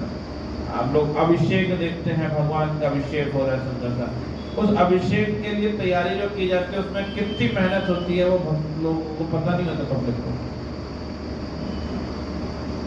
तो उन सेवाओं को करने वाले भक्तों को लगता है सुबह से लेकर शाम तक भरपूर सेवा करते करते यहाँ किसी को पता भी नहीं कि हमने इतनी मेहनत की सेवा कर दी, किसी ने थोड़ा सा ग्लोरिफिकेशन भी नहीं की। अरे प्रभु क्या बात है, जब हम सेवा कर रहे हो और कोई आकर के हमारा गुणगान कर दे बस, तो जो आपने कितना अच्छा सेवा किया, कितना अच्छा भोग बनाया भगवान के लिए, इतने सोने भोग बना दिए, वाह माता जी वाह, वो इतना दिल को तृप्त कर देता है ना। और वो जो हृदय की तृप्ति होती है ना, सेवा करने के बाद हल्का सा गुणगान बस आ जाए, क्या मस्त श्रृंगार किया है।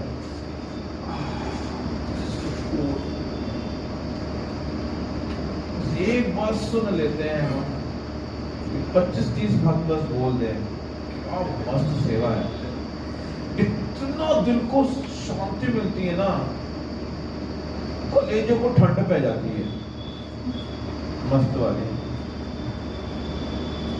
इसी को कहते हैं पूजा लाभ प्रतिष्ठा। पूजा लाभ प्रतिष्ठा मतलब नहीं लेक्चर वगैरह, अपनी सेवा करने के बाद, भगवान के लिए जो हम सेवा करते हैं उसको करने के बाद अपना गुणगान का एक टिंच सोचना, इतनी मेहनत किया, किसी ने बोला भी नहीं यार कितनी अच्छी सेवा की है, कम से कम कोई फॉर्मेलिटी भी कह देता। तो क्या होता है ये पूजा लाभ रजोगुणी भक्ति, समझ रहे? तो पूजा लाभ प्रतिष्ठा कब आती है? जब नीचे वाली क्लास से ऊपर वाली क्लास में, ऊपर वाली क्लास में भी जब कई दिन निकल जाते हैं, है ना, तब क्या होता है ये पूजा लाभ प्रतिष्ठा आती है। खास तौर जब हम थोड़े कुछ ज्ञान आर्जन होने लगता है। तो जो पूजा लाभ प्रतिष्ठा ये कैसी है? रजोगुणी भक्ति। तो इससे हमें सावधान रहना है, इसमें हमें बिल्कुल भी नहीं पड़ना है। और ये जनरली प्रसन्नतावादी व्यक्ति में ही आती है। किसके कौन प्रसन्नतावादी कौन होता है? जिसके अंदर थोड़ा से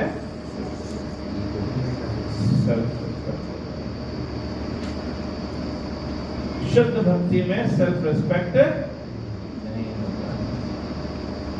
जब तक हमारे अंदर सेल्फ रिस्पेक्ट रहेगा हम प्योर डिवोशनल सर्विस नहीं कर पाएंगे। एक बहुत सुंदर कथा आती है रूप गोस्वामी के, जीव गोस्वामी की। तो क्या है, जीव गोस्वामी बहुत मतलब उस समय के सबसे प्रकांड विद्वान पूरे विश्व के जो थे वो श्री जीव गोस्वामी थे। षड गोस्वामी का आप लोगों का नाम जानते हो ना? षड गोस्वामी पढ़ा ना? पढ़ा हाँ, षड गोस्वामी का नाम। सबसे प्रकांड विद्वान जो थे वो जीव गोस्वामी थे।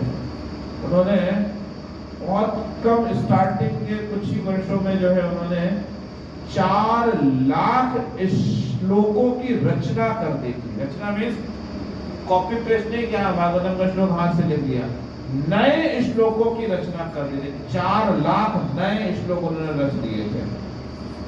महाभारत में 1 लाख श्लोक है, 4 महाभारत के बराबर की रचना उन्होंने कुछ ही वर्षों में कर दी थी, शुरुआती वर्षों में। इतने प्रकांड विद्वान थे, बहुत सारे सुंदर उनकी जो है कृतियां हैं, है ना, गोपाल चक्र वगैरह की बहुत सुंदर कृतियां, गोपाल चक्र हाँ, लेकिन बहुत सारी कृतियां उन्होंने रची हैं। तो वो शिष्य किसके थे? रूप गोस्वामी के शिष्य थे। और रूप गोस्वामी के शिष्य थे। तो क्या होता है, एक बार एक बहुत प्रकांड विद्वान जो है वो आता है, कहाँ? वृंदावन में। बहुत प्रकांड विद्वान वृंदावन में आता है। अब वो सबसे बड़ा शास्त्रार्थ करता है और उसके पास एक फाइल फोल्डर होता है और उस फाइल फोल्डर में स्टैम्प पेपर रखे होते हैं, 100 रुपए के स्टैम्प पेपर रखता है। और सबसे शास्त्रार्थ करता था। शास्त्रार्थ करने के बाद जब सामने वाला हार जाता था, उस पे साइन करो कि तुमने हार स्वीकार कर ली, बस। तो इतने रखकर जो इतनी फीलिंग नहीं लेता, उसके कलेजों को ठंड पै जाती थी। जब वो साइन कर देता था उसके कलेजों को ठंड पै जाती थी और तो वो ऐसे पूरे भारत में घूमते घूमते वृंदावन पहुंचा। वृंदावन में पता किया गया भाई यहाँ का सबसे प्रकांड विद्वान कौन है? सबने बताया भाई देखो रूप गोस्वामी यहाँ के सबसे प्रकांड विद्वान है।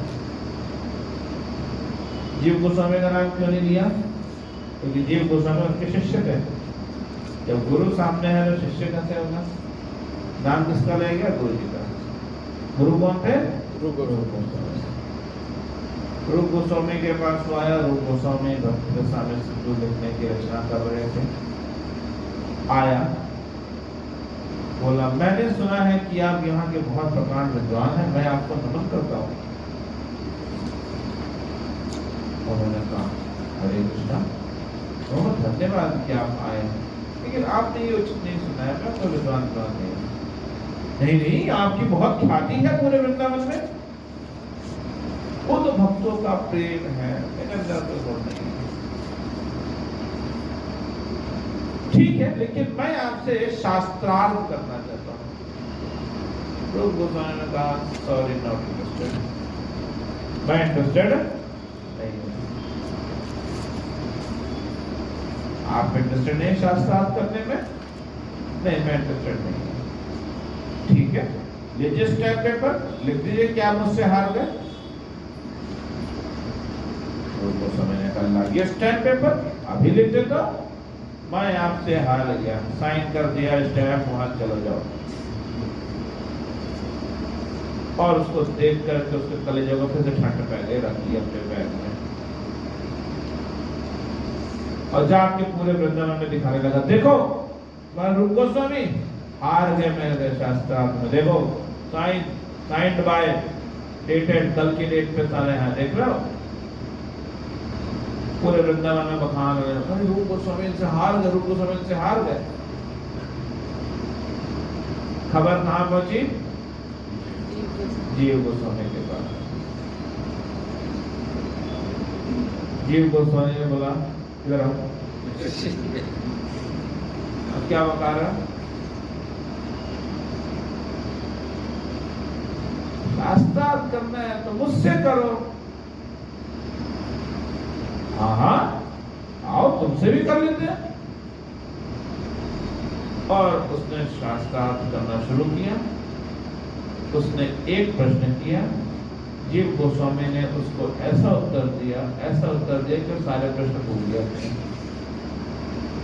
और उसके एक प्रश्न में ही जीव गोस्वामी ने उसको उड़ा दिया, क्योंकि जीव गोस्वामी ने उसके प्रश्न में नए श्लोकों की रचना कर दी, जो श्लोक उसने शास्त्र में कहीं पढ़े नहीं थे, और वो आउट ऑफ सिलेबस हो गया। ताकि ये है कहां से, उसने कहा मैंने भी बनाया है, तुम इसमें कमी निकालो। कमी कहीं है ही नहीं, हर तरफ से श्लोक पूर्ण थे। तो वो हार गया। उसने कहा कि आप किनके शिष्य हैं जिनका परिचय तुम लिए हुए घूम रहा हो? तुरंत प्रणाम किया जीव गोस्वामी को, और रूप गोस्वामी वाला परिचय फाड़ फूट दिया, भैया ये चेला ऐसा है तो गुरु कैसा होगा। डर डरा करके परिचय फाड़ दिया। अब ये खबर कहाँ पहुंच गई? रूप गोस्वामी के पास। शास्त्र के नियम के अनुसार से जीव गोस्वामी ने बिल्कुल सही किया था। कहीं गुरु की अवज्ञा होगी तो उस गुरु की अवज्ञा में उसको रोकना चाहिए था। गुरु की अवज्ञा और कृष्ण की अवज्ञा एक समान होती है। जीव गोस्वामी ने उसको उड़ा करके शास्त्र के अनुसार बिल्कुल सही काम किया। और गोस्वामी ने बुलाया, क्या करके आए हो? तो जी वो शास्त्रार्थ कर रहे थे, वो आप वाला लेटर दिखा रहा था सबको। जब मैंने साइन कर दिया था तो तुम्हें शास्त्रार्थ करने की क्या आवश्यकता थी? जब मैंने साइन कर दिया है तो तुम्हें शास्त्रार्थ करने की क्या आवश्यकता थी? बहुत ज्यादा पूजा लाभ प्रतिष्ठा का शौक हो गया तुम्हें? तुम्हारे लिए वृंदावन में कोई जगह नहीं है भगवान से। उनके प्रियतम शिष्य, इकलौते शिष्य थे। ज्ञान में रूप गोस्वामी से भी अधिक ज्ञानी थे जीव गोस्वामी। और रूप गोस्वामी ने उनको कहा चलो जाओ यहाँ से। तब फिर वो वृंदावन छोड़ करके नंद गांव चले गए, गुफा के अंदर रहते थे।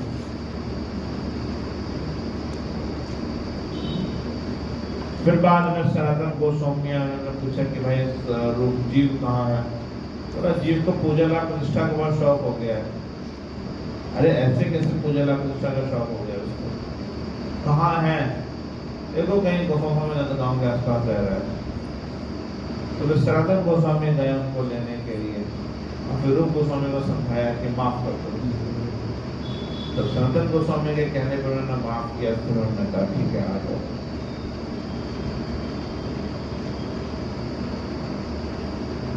शास्त्र के अनुसार जीव गोस्वामी ने कोई अपराध नहीं किया था, लेकिन गुरु ने उसको गुरु अवज्ञा के रूप में ले लिया। इसीलिए नहीं कि रूप गोस्वामी अपना स्टैंडर्ड दिखा रहे थे कि देख रहे हो मेरा क्या वैल्यू है, बल्कि रूप गोस्वामी एक स्टैंडर्ड सेट कर रहे थे, एक आइडियल स्टैंडर्ड सेट कर रहे थे। ये एक आइडियल स्टैंडर्ड होता है भक्ति का, जो एक्चुअली होना चाहिए, हो नहीं रहा है लेकिन होना यही स्टैंडर्ड चाहिए। वृंदावन में पूजा लाभ प्रतिष्ठा कठिन मात्र में किसी के अंदर आएगा तो वो रहना नहीं चाहिए, वो वृंदावन में रहने के योग्य नहीं है। तो ये क्या है? रजोगुणी भक्ति। रजोगुणी भी करता है। उसके बाद ये रजोगुणी भक्ति होती है। उसके बाद सत्वगुणी भक्ति। तो सत्वगुणी भक्ति क्या है? जब भक्त भगवान की पूजा करता है और अपने कर्मों की त्रुटि से मुक्त होने के लिए अपने कर्म फलों को अर्पित करता है, तो उस भक्ति को सत्वगुणी भक्ति कहते हैं। सत्वगुणी भक्ति शुद्ध भक्ति नहीं है। सत्वगुणी भक्ति होती है निष्काम भक्ति। कैसे भक्ति? निष्काम भक्ति। जो भी कुछ है अपने पास, वो सब कुछ, सारा कुछ भगवान को अर्पित कर देना, इसे कहते हैं निष्काम भक्ति। यहां पे बहुत सुंदर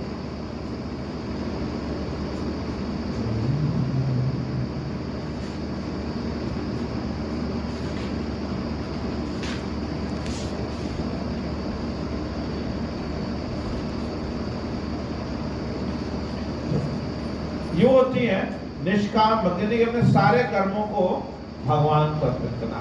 जो कुछ कर रहे हो सब कुछ कृष्ण को अर्पित करना, इसको कहते हैं कर्मार्पणम। क्या बोलते हैं? कर्मार्पणम। सभी कर्म कृष्ण को अर्पण करना, ये कहलाता है कर्मार्पणम। इसे निष्काम भक्ति योग भी कहा जाता है, कि हमारे जीवन का उद्देश्य भक्ति है। हम सारा कुछ भगवान को अर्पित तो कर दे रहे हैं, लेकिन ये निष्काम कर्म योग में भी ये शुद्ध भक्ति नहीं है, ये सत्वगुणी भक्ति है। क्यों? क्यों सत्वगुणी भक्ति है? शुद्ध भक्ति क्यों नहीं है? क्योंकि यहां पे हम कर्म कर अपने लिए रहे हैं, फल भगवान को दे दे रहे हैं। और शुद्ध भक्ति होता है कि कर्म ही भगवान के लिए करना।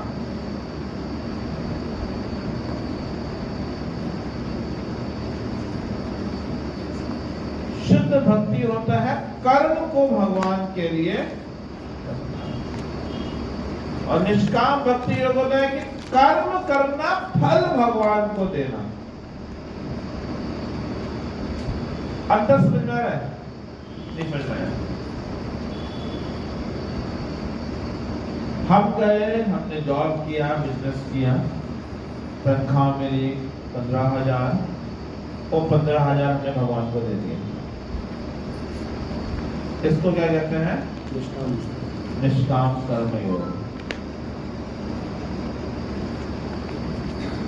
सकाम कर्म योग क्या होता है? हम गए, जॉब किया, बिजनेस किया, 15,000 तनख्वाह मिली, 200 क्या भगवान को दिया कि शुद्धिकरण होना चाहिए इस धरती का, या 500 भगवान को दिया शुद्धिकरण होना चाहिए इस धरती का। बचा हुआ क्या किया, अपने भरण पोषण या अपने भोग के लिए रख दिया। इसको क्या कहते हैं, सकाम कर्म योग। साथ में भक्ति भी कर रहे हैं, इसमें कर्म योग है, ठीक है। इसको कहते हैं सकाम कर्म। इससे ऊपर होता है निष्काम कर्म योग, संपूर्ण भगवान को देना। उसके ऊपर होता है शुद्ध भक्ति, कि हम जो कर्म कर रहे हैं वो कर्म ही सिर्फ भगवान का करना। खाना बनाना है तो सिर्फ भगवान के लिए भोग बनाएंगे। श्रृंगार करना है तो अपना ना करके सिर्फ कृष्ण का करेंगे, ठीक है ना। इसको क्या बोलते हैं, शुद्ध भक्ति। गाना है तो सिर्फ कीर्तन ही गाएंगे। नाचना है तो सिर्फ कृष्ण के लिए नाचेंगे, बारात में नहीं नाचेंगे। आपके शादी का सीजन चल रहा है, हर कोई बारात में नाच रहा है, तो किसको कहते हैं शुद्ध। बोलना है तो सिर्फ कृष्ण के बारे में बोलेंगे, बात करनी है तो कृष्ण के भक्तों से ही बातचीत करेंगे। इसको कहते हैं शुद्ध।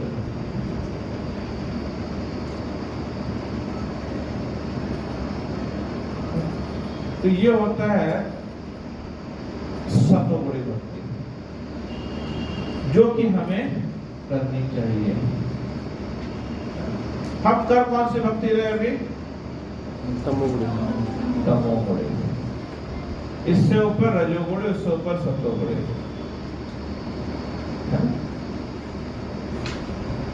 सतोगुणी भक्ति से ऊपर होता है शुद्ध भक्ति। तो जो शुद्ध भक्त होता है उसको जीवन में कुछ नहीं चाहिए, उसको जीवन में एक ही चीज चाहिए, और वो एक चीज क्या है,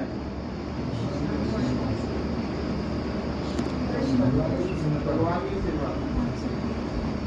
भगवान की सेवा, भगवान की प्रसन्नता और भगवान से प्रेम।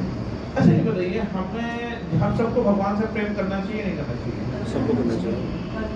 मतलब भगवान हमसे कहे देखो यार तुम मुझसे प्रेम करो, अच्छा है, लेकिन मेरे को तुमसे प्रेम करना नहीं है।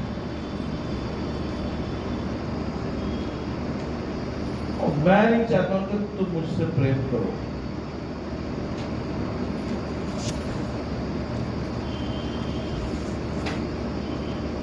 तो हमें प्रेम करना चाहिए कि नहीं करना चाहिए? करना चाहिए, करना चाहिए।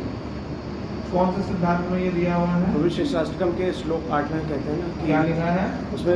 अर्थ पता प्रभु जी की, उसमें कहते हैं कि भले ही आप मेरा आलिंगन करते समय मेरा हृदय तोड़ दे, लेकिन आप ही मेरे सर्वस्व हैं। मतलब बेसिकली क्रक्स ये है कि उसमें हम ये मतलब उसमें ये कहा गया कि भगवान कृष्ण आप मुझे स्वीकार करें या ना करें, लेकिन आप मेरे प्राणनाथ रहेंगे ही रहेंगे, आपको मैं नहीं छोड़ने वाला। प्रेम जो है एक तरफा भी हो सकता है।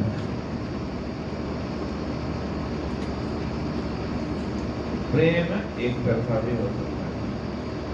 भौतिक जगत का प्रेम जब एक तरफा होता है तो क्या होता है, ऐसे डिटेक्ट ईंटों से पोत दिया जाता है, चाकू से पोत दिया जाता है। प्रेम एक तरफा होता है। एक तरफा प्रेम अच्छा नहीं है, लेकिन प्रेम एक तरफा हो सकता है। शास्त्र का सिद्धांत सर्वोच्च प्रेम एक तरफा हो सकता है। इसीलिए गोपियों के साथ भगवान क्या करते थे, क्या करते थे, रासलीला करते थे। तो जब गोपियों के साथ भगवान रासलीला करते थे तो उस रासलीला में द्वारिका की रानियां कभी नहीं जाती थी। क्यों नहीं जाती थी? क्यों नहीं जाती थी?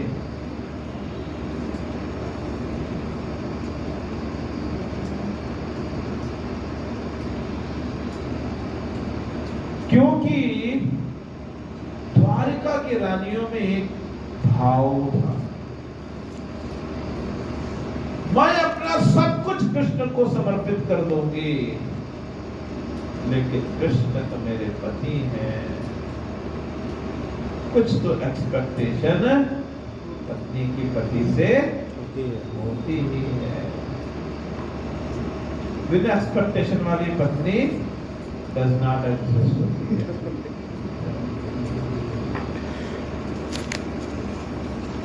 बिना एक्सपेक्टेशन वाली पत्नी डज नॉट एग्जिस्ट होती है।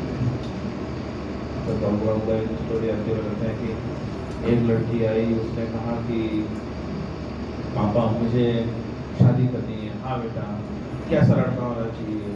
लड़का स्मार्ट होना चाहिए, लड़का पढ़ा लिखा होना चाहिए, इतनी उसकी सैलरी होनी चाहिए, फॉरेन ट्रिप होना चाहिए, पासपोर्ट होना चाहिए, ये कंट्री में विजिट होना चाहिए, इतना बैंक बैलेंस होना चाहिए, ऐसा होना चाहिए, परिवार ऐसा होना चाहिए है। लड़की की कोई बहन नहीं होनी चाहिए, भाई नहीं होना चाहिए, इकलौता लड़का होना चाहिए, करोड़ों की प्रॉपर्टी होनी चाहिए, सुंदरता में शरणाई से भी सुंदर होना चाहिए, ये वो है ना। लड़का स्मार्ट, अमिताभ बच्चन को सलमान खान, जो भी समझ लो। तो पिताजी कहते हैं बेटा बहुत उच्च विचार है, बट मैंने गूगल में सर्च किया था, file does not exist, result आ रहा है 5 साल से।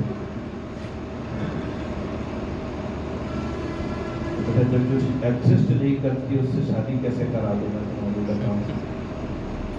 तो कहीं तो कुछ कॉम्प्रोमाइज करना पड़ेगा।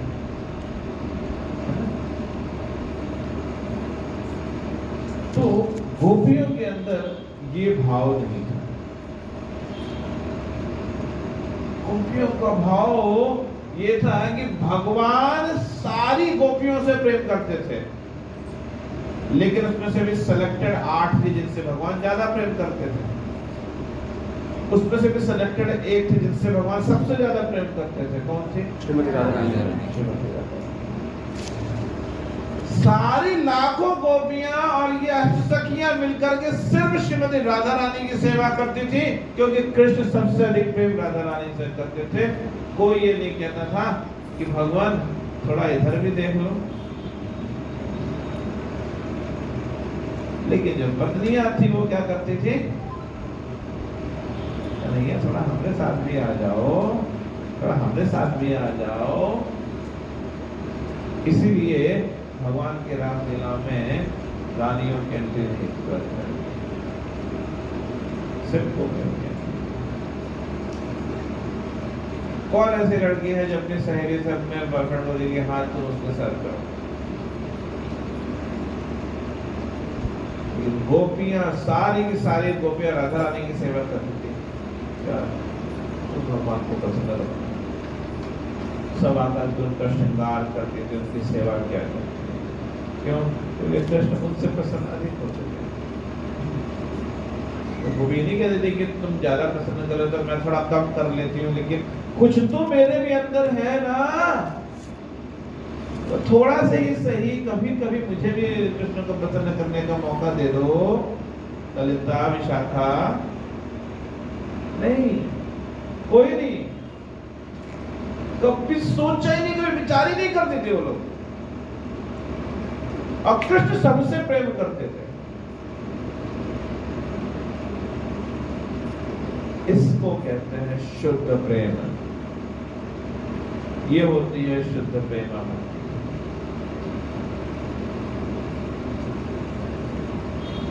ठीक है, ऐसे समय समाप्त हो चुका है या अभी है 5-10 मिनट?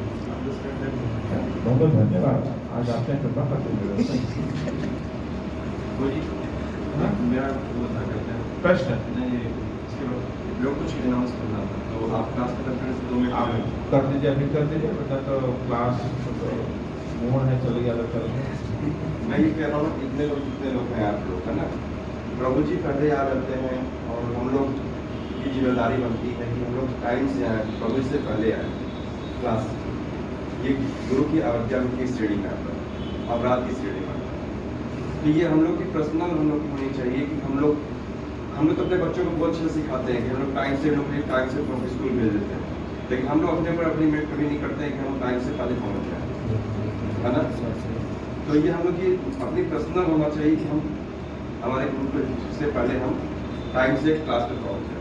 तो आप लोग जितने लोग हैं, आप लोग अपने से ज्वाइन कर लीजिए, आप लोग कर लीजिए कि हमें प्रभु जी से कम एटलीस्ट क्लास में बैठ जाना है ना। आज मैं ये देखा तो मेरे को अच्छा नहीं लगा, इसलिए मेरे को मजबूरन कहना पड़ा। प्लीज़ आप लोग प्रभु से पहले आ जाए, 5 मिनट ही पहले आ जाए तो बहुत अच्छा लगेगा, क्योंकि प्रभु जी आज अपने स्टूडेंट को वेट कर रहे हैं। ये अच्छी बात नहीं है। ये आप लोग को बुरी लगे तो मुझे माफ करिए। ये वैष्णव सदाचार है। जब हम ये नहीं करते हैं तो हम गुरु अवज्ञा करते हैं। जो गुरु अवज्ञा होते हैं वो तमोगुणी मन के लिए रहते हैं, इसलिए हम भक्ति में प्रगति नहीं कर पाते। और भक्ति में प्रगति ना करने का कारण क्या है कि भक्ति को हम अपने कंफर्ट जोन में ही करना चाहते हैं। कि जो भक्ति हम करें वो अपने कंफर्ट जोन में करें, कि जिस तरीके से मैं कंफर्टेबल हूं मैं वैसी ही भक्ति कर पाऊंगा। फॉर एग्जाम्पल ये है, जैसे आज क्लास के बाद एक अनाउंसमेंट हो गया। अनाउंसमेंट ये है कि ये जो आपका क्लास चल रहा है इसका डे चेंज हो रहा है। डे चेंज हो रहा है तो मतलब क्या होता है, संडे के अलावा किसी और वीकडे में, और वीकडे नहीं रहे, सैटरडे रहेगा। ये क्लास आपका सैटरडे शिफ्ट किया जा रहा है ना? इस संडे के मतलब इस जून के बाद जुलाई वाला जो संडे स्टार्ट होगा वहां से ये बैच आपका सैटरडे शिफ्ट हो जाएगा। हाँ? क्यों? इसलिए क्योंकि हमारा नीचे से एक बैच और तैयार हो चुका है जिसको हमें ऊपर लेकर के आना है। तो अब संडे में हमारे पास टाइम तो वही लिमिटेड है, स्पेस वही लिमिटेड है, टीचर स्पीकर तो वही लिमिटेड है। तो हमको अब जो लोग जब कर रहे हैं, जो लोग सीनियर हो गए, जो लोग सिंसियर हो गए हैं, उनकी रिस्पॉन्सिबिलिटी बनती है कि हम प्रचार को कैसे आगे बढ़ाएं। तो हमको क्या करना चाहिए, हमको खुद अपने आप को आगे बढ़ाने के लिए इस बैच की टाइमिंग दूसरे बैच को देनी चाहिए। ये हमारी रिस्पॉन्सिबिलिटी बनती है। लेकिन हम क्या है, अपने ही जीवन में इतने एंगेज रहेंगे कि अरे प्रभु जी अब तो फिर तो मुश्किल हो जाएगा, मेरा तो ये ऑफिस है, मेरा तो ये स्कूल है, मेरा तो ये है, मेरा वो रहेगा। डेफिनेटली रहेगा। हफ्ते में एक दिन how you have to manage, ये हमें सोचना है। और हम ये कर लेते अगर ये होता कि हर सैटरडे के क्लास में हर एक भक्त को एक सोने का सिक्का दिया जाएगा, तो पूरे संडे वाले जो नीचे हटते हैं वो भी सैटरडे को आ जाते हैं। सिर्फ एक ऑफिशियल अनाउंसमेंट करता है कि सोने का सिक्का मिलेगा। तो उसका कारण यही है कि हमारे पास रिसोर्सेज लिमिटेड है, ठीक है ना। नीचे का बैच ऊपर लेकर के आना है, फिर जो आप लोग ने भी 2-3-4 महीने में पढ़ा है वो उनको हमको पढ़ाना है, और जन्माष्टमी से पहले दोनों बैचों को मर्ज करना है, ताकि जन्माष्टमी के बाद एक और नए लोग जो जन्माष्टमी में आएंगे उनको हम और आगे कंटिन्यू कर सकते हैं। क्योंकि ये प्रचार मोमेंट है, टीचिंग मोमेंट है, प्रचार बढ़ना है। अगर प्रचार नहीं बढ़ाएंगे तो क्या होगा, हर व्यक्ति, जैसे हम यहाँ पे हैं, हमें सोचना चाहिए बहुत सारे जीव हैं जो पड़े हुए हैं भौतिक जगत में, उनको भक्ति से जोड़ना कितना आवश्यक है। उनके ऊपर दया का भाव नहीं आएगा हमारे अंदर, ठीक है। तो इसके बाद जो अगला संडे है, अगले संडे में आप लोग की कॉमन क्लास होगी। नीचे में ही एक स्पेशल गेस्ट आ रहे हैं, इसके सीताराम प्रभु आ रहे हैं चंडीगढ़ से, तो उनकी एक कॉमन क्लास होगी आप लोग के नीचे। उसके बाद वाला जो संडे है 25 तारीख को, उसमें आप लोग का एक एग्ज़ाम होगा, और वो एग्ज़ाम उसमें से नहीं होगा जो मैंने पढ़ाया है, ठीक है। वो एग्ज़ाम किसमें से होगा, जो आपको श्वेतवरा प्रभु ने वैभव चंद्र प्रभु ने जितना कुछ आपको 10-11 चैप्टर पढ़ाया, 12 चैप्टर जो बुक से श्रद्धावान वाले बुक से पढ़ाया था, सिर्फ उसमें से पूछा जाएगा। 25 तारीख को श्रद्धावान का एग्जाम होगा आपका, और जुलाई 1 संडे से आपका बैच जो है वो सैटरडे में शिफ्ट होगा। इसको श्वेतवरा प्रभु देखेंगे। तो ये चीजें हमें क्यों करनी है? इसलिए करनी है ताकि हम भी भक्ति में और दृढ़ बन सकें। अब भक्ति में दृढ़ हम कब बनते हैं? जब हम अपने कंफर्ट जोन से बाहर आते हैं। क्योंकि ऐसा नहीं है कि सिर्फ हम ही जॉब या बिजनेस या हम कर रहे हैं। यहाँ पे जितने आ रहे हैं, आप सुनने वाले हो, जो बोलने वाला आ रहा है, वो भी कुछ जॉब बिजनेस या अपना कुछ कर रहे हैं। But everyone is doing some sacrifices in his life, in their life. तो हमको भी अपने जीवन में कुछ सैक्रिफाइस करना है। हम कैसे अपने शेड्यूल को फाइंड आउट कर रहे हैं? इफ पॉसिबल हो सके, अगर हमें संडे इज नॉट कंपल्सरी है, अगर संडे आप सेवा करना आओगे अच्छा है, बट आप लिए कंपल्शन नहीं होगा फिर संडे का आना। बट संडे में अगर आप सेवा करोगे तो अच्छा रहेगा आपके लिए। भक्ति में एडवांस करना है तो संडे आप प्रैक्टिकल सेवा करो, अच्छा रहेगा। सैटरडे में हम सिंसियरिटी के साथ इसमें चलेंगे, ये हमारे लिए, हमारी भक्ति के लिए अच्छा रहेगा। सोने का सिक्का मिले या ना मिले, तो मिलेगा नहीं, टेंशन ना लेना, हमारे पास नहीं होता है तो ठीक है। तो एक बार जो है एक आचार्य कहते हैं कि आंध्र प्रभु कहते हैं कि We should chant the holy name of the Lord। हमें भगवान के नाम का जप इस प्रकार से करना चाहिए कि जब हम ये नाम जप करने जा रहे हैं, ये हमारे जीवन का अंतिम नाम है, लास्ट नेम है। इसी प्रकार से हमको भी भक्ति इस प्रकार से करनी चाहिए कि जो जो हम भक्ति कर रहे हैं, ये हमारे अनंत कोटि जन्मों के बाद ये अंतिम भक्ति का मौका है, दोबारा मौका नहीं मिलेगा। तो इस मौके को अगर हमने मिस कर दिया तो फिर बिजनेस, जॉब, पैसा, पढ़ाई, कोचिंग, ट्यूशन सब कुछ तो हम अगले जन्मों में भी करते रहेंगे, लेकिन भक्ति करने का मौका हमको दोबारा नहीं मिलेगा। टाइमिंग प्रभु जी यही रहेगा, टाइमिंग इवनिंग की रहेगी, और लेट कर लेंगे वो चलेगा, 7 बजे से कर लेंगे, अगर डिले हो रहा होगा 7 से 8, 8:30 तक कर लेंगे, वो कोई इशू नहीं है। ठीक है, टाइमिंग आप लोग के कंफर्ट जोन के हिसाब से एडजस्ट कर लेंगे। हम जल्दी 5 बजे की रखेंगे नहीं, हम 6:30, 7 बजे तक के आसपास के टाइम रख लेंगे, लेकिन 7 से 8:30, 9 तक कर लेंगे, कोई इशू नहीं अपना चलेगा। आपके कंफर्ट जोन के हिसाब से कर लेंगे।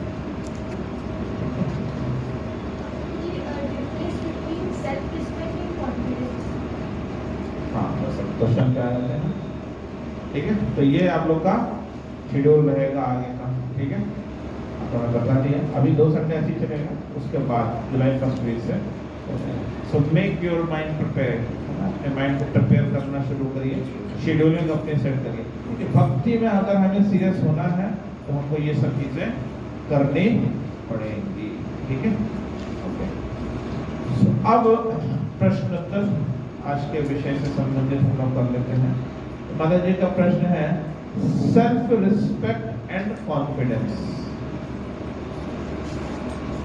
दोनों में डिफरेंस। अगर हमें कॉन्फिडेंस अपने ऊपर है तो वो सेल्फ रिस्पेक्ट नहीं आ जाएगा। अगर हमें कॉन्फिडेंस कृष्ण के ऊपर है तो फिर वो शुद्ध भक्ति हो जाएगी, सेल्फ रिस्पेक्ट से काम कर जाएगी। मैं ये कर सकता हूं, ये कॉन्फिडेंस है। कृष्ण मुझसे करवा सकते हैं, सॉरी मैं ये कर सकता हूं, ये सेल्फ हो गया। रिस्पेक्ट तो नहीं कहोगे उसको, सिर्फ रिस्पेक्ट तो गलत चीज होगी, सेल्फ हो गया। और कृष्ण मुझसे ये करवा सकते हैं या करवा रहे हैं या कृष्ण की कृपा से हो रहा है, ये क्या हो गया, कॉन्फिडेंस हो गया। अब कृष्ण मुझसे करवा रहे हैं, ये क्या हो गया? ओवर। कृष्ण करवा रहे हैं, कृष्ण मुझसे ये करवा रहे हैं, ये कॉन्फिडेंस हो गया। और कृष्ण मुझसे करवा रहे हैं, ये ओवर कॉन्फिडेंस हो गया।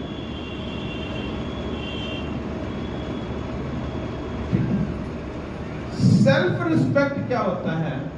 सेल्फ रिस्पेक्ट का वैसे अंडरस्टैंड कर लो। ठीक है, देखो, जब हम बताया ना कि सब कुछ तो भगवान का है, लेकिन फिर भी यार कुछ तो है जो अपना है, कुछ थोड़ा सा कुछ होता है ना, that is called self respect। अब किसी की सेल्फ रिस्पेक्ट बहुत ज्यादा होती है, किसी की सेल्फ रिस्पेक्ट बहुत कम होती है। जैसे कोई भाई लोग हैं, नेता भाई लोग हैं, गाड़ी से चल रहे हैं, अब उनकी गाड़ी के बगल से निकल गए, तेरे में तो कैसे निकल गया, तो मेरी गाड़ी को ओवरटेक कैसे किया? रुक, अभी बताता हूं मैं। भाई अपनी भी कुछ वैल्यू है यार, मेरी गाड़ी को ओवरटेक कैसे कर गया यार वो, अभी बताता हूं उसको मैं। ये सेल्फ रिस्पेक्ट है। लेकिन वो बंदा अपनी इस बात को सेल्फ रिस्पेक्ट पे ले गया।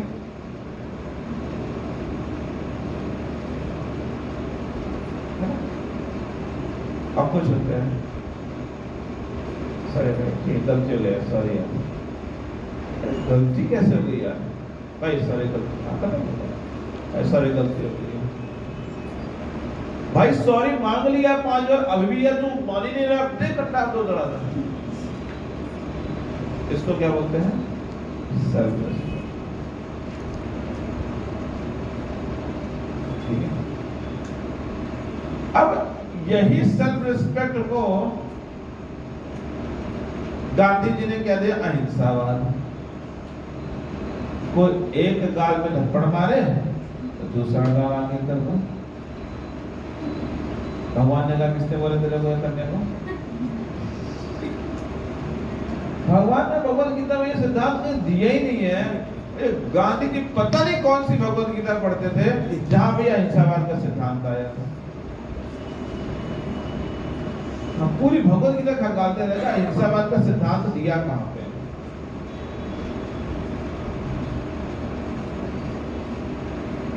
भगवान ने कहा धर्म का पालन करो,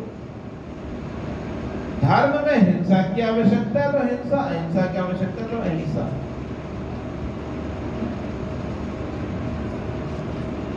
अब ये जो कुछ होते हैं छोटे बजाने वाले, अगर ये हमारे ऊपर क्या करेंगे, कुछ हिंसा करते हैं, तो हम क्या दूसरा गाना क्या करेंगे? नहीं। अब वो हमारे ऊपर इसीलिए करते हैं क्योंकि हम अपने शास्त्र को नहीं जानते, नहीं समझते, उसका वो फायदा उठाते हैं और हमको बुद्धू बना देते हैं और हम पेट से बुद्धू बन जाते हैं। भगवान ने सेल्फ रिस्पेक्ट अलग चीज है, हिंसा अहिंसा अलग चीज है, कॉन्फिडेंस डिफरेंट थिंग है, ओवर कॉन्फिडेंस टोटल करेगा। ये सब अलग अलग टर्मिनोलॉजी है। लेकिन हमारा जो जिंदगी का जो दिमाग है ना, ये इन्हीं सब के उहापों में फंसा रह जाता है, तब भक्ति पे फोकस नहीं कर पाता है। भक्ति का सिद्धांत देखिए है, थोड़ा रपे सुनिए करो रपे सहिष्णुना, आ मान ना मान देना कीर्तन सदा हरि, जो हम कभी फॉलो करते नहीं है, सिर्फ सुबह बोलते हैं, मंगला आरती है बस। अब ऐसे कितने लोग हैं जो मंगला आरती आते हैं संडे संडे यहाँ पे, बाकी लोग मंगला आरती क्यों नहीं आते हैं?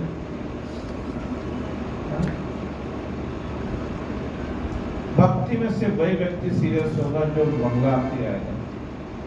हम अपने संडे संडे मंगला आरती कर रहे हैं, पूरे हफ्ते नहीं कर रहे हैं। तीसरे दिन संडे का है कि वंशी में गीत आपको आना है। अब ऐसे कितने लोग जो यहाँ पे 5 किलोमीटर से दूरी की डिस्टेंस पे रहते हैं यहाँ से, अगर यहाँ से 5 किलोमीटर से ज्यादा दूर है, 10 किलोमीटर से ज्यादा दूर वाला घर को वाला कौन है?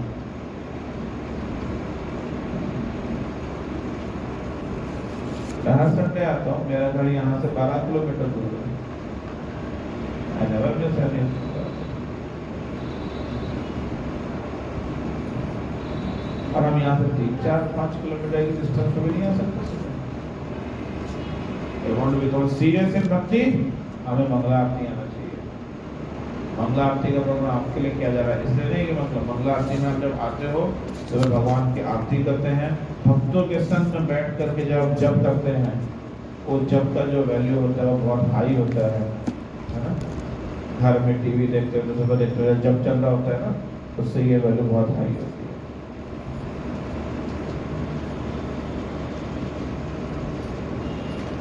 सुबह जप करना, भागवत का पठन करना, भागवत का श्रवण करना, मंगला आरती आना बहुत आवश्यक है। ये सब चीजें हम नहीं कर रहे हैं, इसीलिए हम भक्ति में ज्ञान कितना भी कर ले, एग्जाम कितना भी दे ले, पास फेल कितना भी हो जाए, भक्ति में एडवांसमेंट नहीं होगा। भक्ति में एडवांसमेंट के लिए हमको भक्ति को जीवन में उतारना होगा। ना धनम ना जन्म तृणादपि सुनिश्चित, ये जीवन में उतारने होंगे। हम जीवन में नहीं उतारते हैं, इसलिए फंसे रहते हैं। ओके, और किसी का कोई प्रश्न? कोई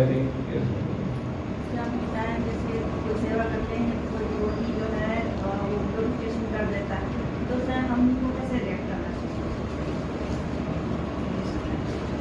हमको रिएक्ट ऐसा करना चाहिए कि ये जो भी कुछ सुन रहे हैं कि हम जो है गुरु और भगवान आपसे चालू होगी।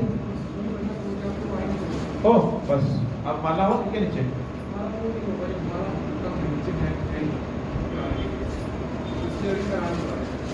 ओके, चलो खत्म हो गया। तो हम जो है कर सकते हैं कि जो भी है वो हमें गुरु और प्रभुपाद ने जो दिया है उसके कारण से ऐसा है, तो हमारा कोई योगदान नहीं है। ठीक है, किसी का कोई जिनका क्वेश्चन है वो रुक करके बाकी लोग नहीं कर सकते हैं। और किसी का क्वेश्चन है तो फिर ठीक है, तो ये बोलना चाहिए कि प्रभुपाद की वजह से सब हो रहा है, ये बोलना चाहिए। हाँ ये बोल सकते हैं। प्रभु जी, जैसे लास्ट क्लास में हम लोगों ने पढ़ा डेथ के बारे में कि मृत्यु के बाद क्या होता है। तो जैसे प्रभु जी, जैसे मतलब कई बार मैंने ऐसा सुना है कि जैसे जब हम लोग की मृत्यु होती है तो क्या ऐसे कहा जाता है कि हमारे प्राण अलग मतलब अलग अलग जैसे कोई आंखों से निकलते हैं, कोई कान से बोलते हैं, इसमें क्या है, इज इट अ फैक्ट? हाँ, अलग अलग 9 छिद्र 9 में से किसी छिद्र से निकल सकते हैं। तो इसमें प्रभु जी कुछ इसमें कुछ ऑस्पिशियस पीछे से बनता है, बॉडी के नीचे के होल से निकल रहा है तो अनऑस्पिशियस होगा। ओके ओके, ऊपर के पार्ट से निकल रहा है ऑस्पिशियस होगा। गेस्ट होता है